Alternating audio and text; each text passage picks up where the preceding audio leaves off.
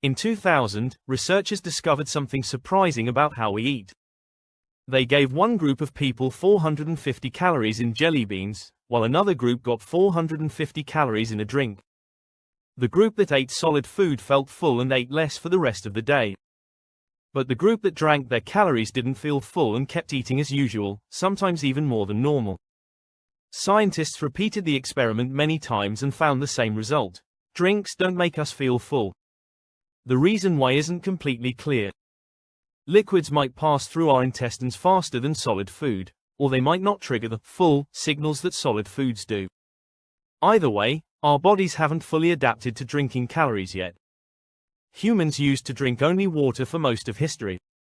It's only recently that drinks like coffee, tea, and beer became common in many cultures. Our bodies just haven't caught up with this change. The history of drinks goes back much further than you might think.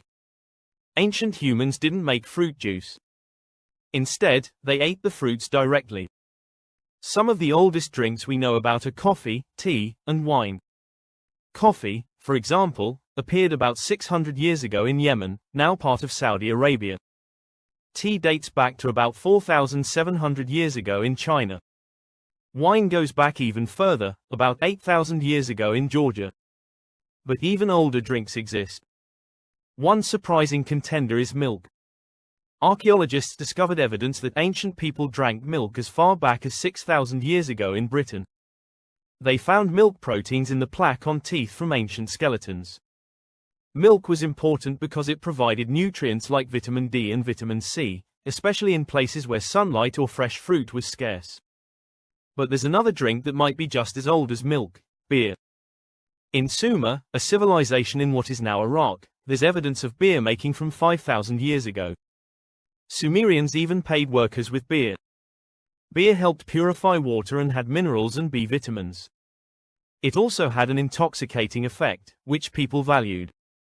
China also has ancient beer history. Archaeologists found brewing equipment in northern China, about 5,000 years old, and older pots that might have been used for fermenting beer, dating back to 9,000 years ago. These pots contained evidence of starches and fungi, suggesting beer was made there. But did people drink milk before pottery was invented? Some researchers believe that people in the pre-pottery Neolithic period, 12,000 to 8,500 years ago, might have drunk milk. They studied ancient animal bones and found that herds with older animals, often used for milking, existed more than 10,000 years ago in places like Turkey, Syria, and Iraq. The debate about whether milk or beer is the oldest beverage continues. Some even argue that the genetic changes that allowed adults to drink milk could be as old as 20,000 years. Despite these discoveries, the overall story is clear. Humans have been drinking beverages for a very short time compared to our long history of only drinking water. The oldest drinks, milk and beer, show two sides of ancient human life, one practical and the other more social. So, next time you reach for a drink, remember just how recent this practice really is.